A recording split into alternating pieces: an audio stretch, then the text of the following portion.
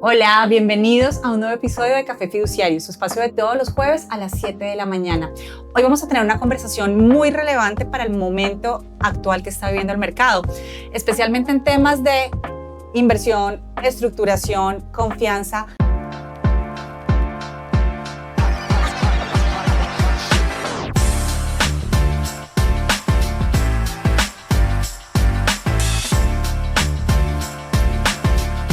Hoy queremos ver cómo los criterios de financiación de los proyectos están cambiando y por qué esto es tan importante para todos. Y para eso nos acompaña Daniel Sarama. Daniel, muchísimas gracias por aceptar nuestra invitación hoy. No, muchísimas gracias a ti, Carolina.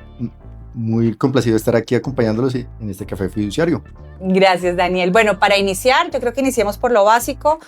Me gustaría saber un poquito de ti. ¿Quién eres tú? ¿Cuál es tu experiencia? ¿Cuál ha sido tu recorrido en el sector? Como diría un expresidente de Venezuela hace mucho tiempo, mi prontuario en el sector financiero es bastante largo. Tengo más de 22 años de experiencia en el tema fiduciario. Empecé con una fiducia que hoy ya no existe, que se llamaba Fiduciaria del Estado. Manejaba todos los proyectos viales en su momento.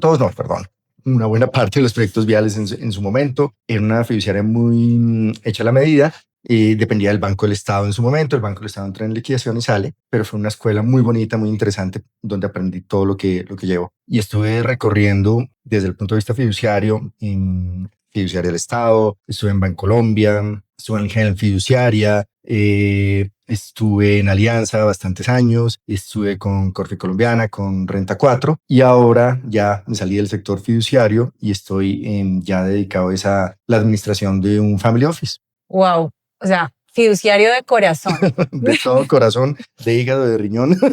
Sí, de todo. Sí, lo llevo en el alma y me encanta el tema fiduciario. Qué bonito, además porque traes mucha experiencia que puedes compartir con nosotros y has vivido ambos lados del negocio. Estuviste desde la parte fiduciaria, ahora un family office. Desde tu experiencia, ¿qué sientes que ha cambiado realmente en la forma en la que hoy se evalúan los negocios? Pues mira que, digamos que yo digo que ha evolucionado la forma en que no solamente se evalúan, sino que se desarrollan los negocios. Antes los temas estaban muy fijados en la rentabilidad, en la utilidad, el retorno que se le iba a dar al inversionista. Y aunque esos temas son relevantes, son súper importantes, ahora se tiene muy en cuenta cuál es el impacto y el retorno que van a tener esas inversiones, pero desde el punto de vista ambiental, social y de gobernanza, lo que ahora se conoce como los criterios ASG. Y esto no viene solamente aquí en Colombia, esto es un tema global, viene impulsado por la Organización de las Naciones Unidas y ha puesto exigencias a todos los países en cumplir normatividad y en cumplir criterios desde el punto de vista ASG. Muy evolucionado en Europa. En Europa ya los temas están muy, muy avanzados, nos llevan, yo creo que un par de décadas en todo este proceso. Pero en Colombia ya la superintendencia, tanto de sociedades, que en mi caso que me regula pues el Family Office, pero también sé que la superintendencia financiera está muy exigente a las entidades financieras, valga la redundancia, en todos los cumplimientos de estas normas. Pero Daniel, yo creo que muchos no conocemos estas siglas, qué representan, qué significa y qué representa para el mercado y para los proyectos y negocios. Bueno, me voy a ir bien atrás para que veas. Vámonos. Fíjate, esto empieza en el año 62 más o menos, y este fue un despertar, entre comillas, más desde el punto de vista literario, por una escritora que se llamaba Raquel Carson, si no me equivoco, una obra de ella que se llamaba La Primavera Silenciosa. Okay. Y sucede que ella empieza a narrar desde una obra literaria, un libro, una novela, el impacto que ha tenido sobre el medio ambiente diferentes temas de contaminación, el manejo de las industrias extractoras y cómo eso empezó a cambiar el entorno. Y específicamente es La Primavera Silenciosa porque, les voy a dar un spoiler del libro, los pájaros y todo el entorno de una zona geográfica en Estados Unidos, pues empieza a cambiar. Ya no se escuchaban los pájaros. Por eso es el tema de La Primavera Silenciosa. Ay, qué pesado. Y ella empieza a narrar todo ese pedazo. Sí, súper triste en ese tema, pero empieza a concientizar en el año 62. Ya en el año 68 se funda lo que se denominó el Club de Roma, que era una cantidad de países alineados ya percibiendo todos estos impactos que estaban teniendo desde el punto de vista ambiental. Al principio es muy ambiental todo este proceso. Luego empieza a ir evolucionando en los 70s, 80s, en el 92 está, si no me equivoco, por la ONU, la Convención de Río, donde ya empiezan a darse cuenta del impacto que tiene el tema ambiental y lo que tiene que ver con el incremento de la temperatura en el planeta. Y empiezan a ponerse unas metas para fijar todo este proceso. Luego está el convenio de Kioto, etcétera, etcétera. Y ya empieza a evolucionar muchísimo, terminando en esas conferencias entre las partes, que son la famosa COP que tuvimos en el 2023, Ujú. 24, perdóname, aquí en Colombia, en Cali, desarrollando todo este tema. Entonces, no es que no queramos tener rentabilidad en las inversiones, sino que nos damos cuenta que las inversiones tienen un impacto muy importante en todo el desarrollo de lo que es el tema ambiental, social y de gobernanza. Entonces empieza ambiental, obviamente, cómo va a impactar tu inversión desde el punto de vista del medio ambiente. Es una industria extractiva, estamos sacando recursos de algún lado, y si lo es, cómo estamos compensando, porque, por ejemplo, el tema del petróleo no es que sea per se malo el tema de tener una industria extractiva, Ujú. sino cómo vamos a compensar el impacto que se genera. No podemos dejar a la humanidad en este momento sin petróleo porque retrocederíamos mal contado unos 500 años en todo el proceso de la evolución que nosotros tenemos, pero cómo podemos minimizar todo el impacto que se El tiene, impacto. optimizar, minimizar el impacto ambiental y llevar todo este proceso.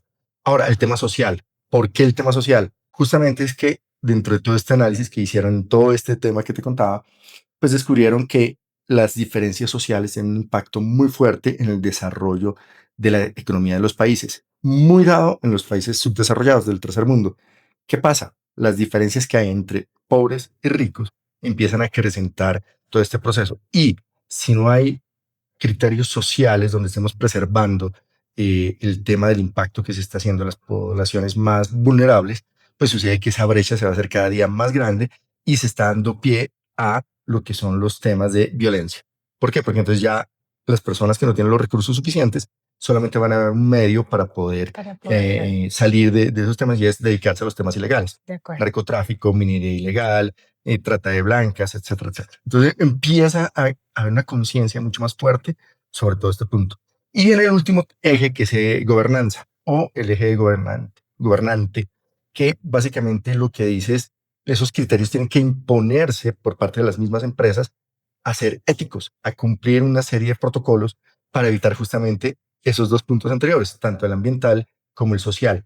Y todo el tema, por ejemplo, de conocer al cliente, a la contraparte, de hacer un estudio de debida diligencia, de saber de dónde vienen los recursos, cuál es la experiencia que tiene y cuál es el impacto que van a tener las inversiones. Entonces, todo esto es un círculo. No es que estemos hablando de temas aparte, que el tema ambiental es uno solo, que el tema social es otro, que el tema de gobernanza es otro. Todo es Todo uno es solo. transversal, sí. Claro.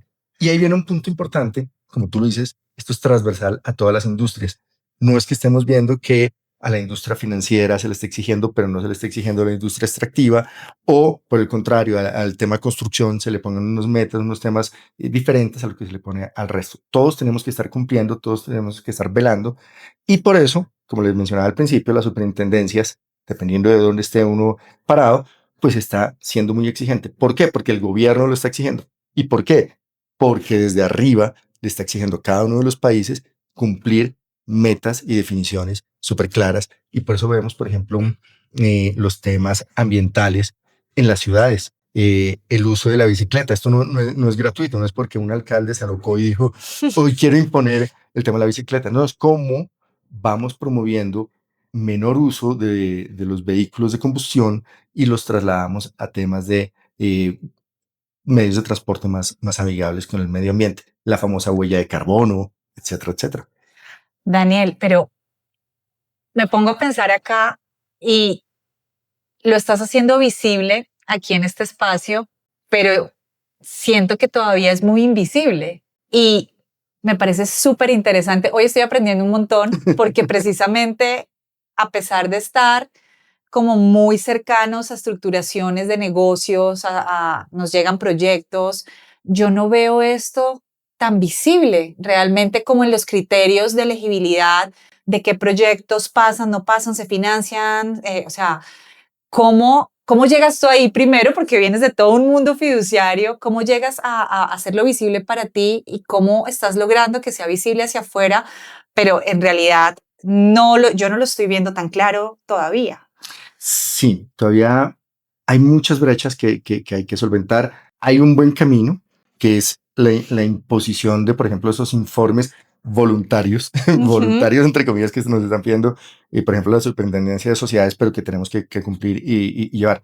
Eh, pero por lo menos es el inicio. Llevamos un par de décadas, insisto, de diferencia, por ejemplo, con Europa. Europa ha sido muy juiciosa en todo este proceso. Pero vamos de a poquitos y vamos adelantando y como tú lo dices, es un tema que vamos arrancando entre todos a definir. Me hacías una pregunta de cómo yo llegué acá y es Sí. un punto para mí muy bonito porque trabajé en Corfi Colombiana, en la fiduciaria Corfi Colombiana, Mm, que hoy es Aval Fiduciaria, Naval. pero estando allá en Corfi, la presidente en ese momento era María Lorena, que ahora es la presidente de Grupo Aval. Y ella tenía muy interiorizado en su ADN y se lo transmitía a todos los trabajadores, a todas las empresas debajo de Corfi, que son una cantidad, todos estos temas ASG. Y Paula Durán, que también era la persona, la vice desde el punto de vista de sostenibilidad en Corfi, pasó a ser también la vice en Grupo Aval, se le llama María Lorena para allá, empieza a tener un rol súper importante en concientizar, porque Ok. ese es el primer pedazo, yo lo denomino evangelizar. Es Sí, darle a conocer a todo el mundo y por qué es importante, que claro. no es solamente una moda, porque tiene que llevarse en todo este proceso. Corfi Colombiana obviamente lo hace también porque tiene que cumplir una normatividad y sobre todo porque al estar reportando por fuera del país en diferentes bolsas en los cuales se manejan las acciones de Corfi, pues tiene que darle al inversionista la transparencia de lo que se está haciendo y cómo está cumpliendo.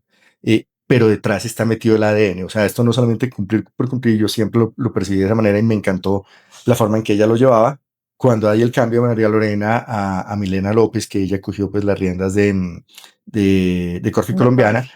también continuó con todo esto, perdóname, con todo este proceso. Ujú. Y siento yo que eso me encantó, terminé haciendo yo un tema virtual, un máster en sostenibilidad en la Universidad Española, donde empecé pues, a aprender a llevar y a interiorizar todo este proceso.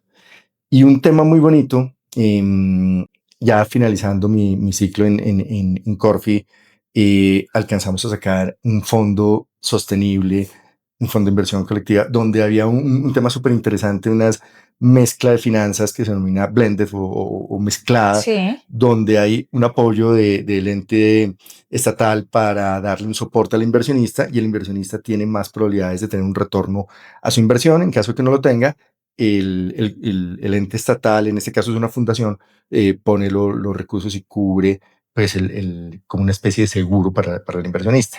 Entonces, estos temas empiezan ya a volverse mucho más del día a día, Ujú. empieza a manejarse y definitivamente fuera de Colombia, en los inversionistas institucionales, sí te están exigiendo saber qué estás haciendo para demostrar que tus inversiones cumplen los criterios ASG. ¿Cómo estoy cumpliendo? Y empieza a llevarse todo un proceso en ese sentido. ¿Cómo empezamos a acreditarnos para demostrar ese cumplimiento? Daniel, y en tu family office, hoy por hoy, eso me imagino que es una práctica en el día a día, estar atentos a el cumplimiento en cada negocio que te llega, que esté enmarcado en esto, o cómo lo manejas. Mira, estamos en ese proceso, es que estamos justamente cumpliendo y parte del rol que estoy desempeñando en estos momentos es cómo estamos adaptando todo este proceso para cumplir la normatividad y demostrarle a la Superintendencia de Sociedades que estamos cumpliendo. Pero un tema importante que es lo que tú estás mencionando es que no es mostrar el cumplimiento simplemente, sino desarrollarlo.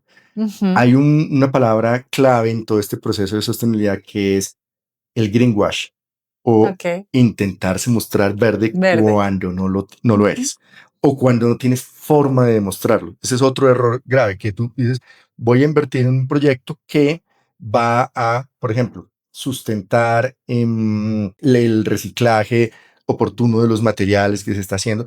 Obviamente, desde un criterio macro, tú dices, esto sí tiene que ver con sostenibilidad, es muy interesante todo, pero ¿cómo haces para medirlo? Ok. ¿Cómo? desarrollas el proceso? ¿Qué políticas tienes para desarrollar? Y al comparar dos proyectos iguales, uno que no tiene criterios ESG y otro que sí lo tiene, ¿cómo vas a seleccionar cuál es el mejor ¿Cuál es el mejor? para el Sí. inversionista? ¿Cómo desarrollas todo esto? Entonces, estamos en proceso de montaje y estamos en desarrollo de este punto. El Family Office está empezando a montar todo lo que se denomina los cumplimientos para las exigencias que está haciendo la Super y poder demostrar que sí estamos no mostrando por mostrar, sino cumpliendo de corazón, por decirlo de una manera, el criterio El ASG. criterio. Sí. Y regresando entonces un poco a las fiduciarias, la fiducia siempre ha sido como un mecanismo de confianza, de orden, de administración. Con estas nuevas exigencias que deberían ser más visibles, como te digo, y deberían ser más claras, ¿cómo ves el rol de las fiduciarias en la evaluación de los negocios? ¿Sigue siendo suficiente lo que están haciendo o necesitamos evolución en las fiduciarias puntualmente? El punto es importantísimo porque definitivamente las fiduciarias desde el punto de vista financiero em, tienen que tener una normativa y un cumplimiento para el desarrollo de todos estos puntos. ¿Y qué sucede? Creo yo que el rol puede ser un poco más proactivo en ese sentido a empezar a mostrar cómo los diferentes productos que desarrolla una fiduciaria tienen esas ventajas ASG. Uno, por el simple hecho de la fiduciaria, al hacer una validación de clientes, al hacer una validación de origen de recursos, al hacer una validación de cómo se desarrolla el negocio, pues ya le empieza a dar, como tú lo decías al principio, cierta tranquilidad, cierta confianza a esos inversionistas o a esos posibles participantes en los diferentes proyectos, porque pues la fiduciaria puede aglutinar diferentes entes en todo este proceso, no solamente el inversionista, sino el proyecto en sí mismo, el desarrollador, el estructurador, etcétera, etcétera. Entonces, creo que ese eje lo puede mostrar un poquito más desde ese punto de vista. Un tema, como te lo decía en un momento, el tema de los fondos de capital privado o los fondos de inversión, pues interesante cuando empiezan a decir, oiga, yo tengo un fondo de capital privado que cumple criterios ASG y, por ejemplo, está enfocado en temas energéticos. Ya los hay y están desarrollando todo este proceso y entonces empieza a darle una confianza enorme al inversionista. Pero tú decías una cosa que es muy cierta. Aquí en Colombia todavía estamos arrancando todo este proceso. Las empresas grandes ya empiezan a sentirse mucho más obligadas a eso, pero estos fondos de capital privado, desde ese punto de vista, quizás te van a traer un público diferente que es el inversionista extranjero, donde primero tienen que cumplir unos criterios de inversión. Segundo, pues ven a estos países con los temas de revaluación del dólar y todo ese tema más interesantes para invertir. Entonces empiezan a tener un horizonte mucho más amplio. Y cuando tú le dices, oye, tengo una inversión que cumple criterios ASG, pues te estás poniendo la cerecita al pastel y se vuelve pues mucho más atractivo para ese posible inversionista. Ahí nos estarías dando como un tip y es que precisamente tú has estado también en la estructuración y manejo de fondos. Desde esa experiencia, si hablamos de Colombia, ¿cómo está tomando las decisiones hoy los fondos de capital privado y en qué se están fijando realmente en el momento de invertir? Podríamos ser un poquito más amplios, pero si queremos llegar a algo más interesante en fondos de capital internacionales, tendríamos que entrar a cumplir estas exigencias ASG. Definitivamente. O sea, si tú quieres captar un inversionista extranjero para que traiga sus recursos acá, tienes que empezar a mostrar el cumplimiento de criterios ASG. Porque, nuevamente, te voy a poner el ejemplo que te ponía al principio. Ese inversionista tiene dos opciones de inversión, dos rentabilidades muy similares, proyectos interesantes, pero uno de ellos cumple criterios ASG y el otro no los cumple. Entonces, al final, el inversionista va a tener eso y va a decir, aquí tengo esta oportunidad, tengo esta posibilidad de manejo. Correcto. Entonces, voy a preferir a aquel que me demuestre que está cumpliendo esos criterios ASG. ¿Qué me demuestre? Ojo, porque aquí nuevamente vuelvo y recalco un tema importantísimo. No es solamente que, oiga, es que este fondo de inversión va a invertir en universidades, en escuelitas, en el desarrollo de las mujeres madre de familia. Bueno, listo. ¿Cómo me va a demostrar usted que sí lo está cumpliendo? ¿Tiene los criterios GRI? ¿Tiene los criterios de B, de empresa de tipo B? ¿O tiene los criterios definidos por X o Y? No, no los tengo. Entonces el inversionista va a decir, no tengo, al final son iguales. Pero si yo le empiezo a demostrar que tengo todo ese cumplimiento, se ve mucho más interesante. O la otra es que hay inversiones que no necesariamente tienen ese rótulo tan fuerte, tan grande que uno diga, definitivamente esto tiene un impacto social, pero la empresa que lo está desarrollando sí los tiene. Ok, cool. Entonces, mire, esta empresa está calificada, tiene esos puntos y los criterios GRI, que son los criterios utilizados en Europa, la empresa B, que también son unos criterios un poquito más de Norteamérica, pero creo que es más universal. Entonces, puede decir, hombre, frente a estas dos inversiones, prefiero esta, aunque Pero, no es un proyecto en sí mismo ASG, sí. pero esta empresa sí lo está cumpliendo y por lo tanto sé que al interior de ellos sí están cumpliendo con los temas ambientales, sociales y de gobernanza. No es decir soy verde, es ser verde. De acuerdo. Y ya que lo vuelves a tocar el tema del greenwash, puede ser súper contraproducente. Es muy complicado si uno no tiene la certeza y la seguridad y la forma de demostrar al De inversionista que se demostrar. está haciendo, te puede castigar al final muy fuerte. ¿En qué sentido? La imagen.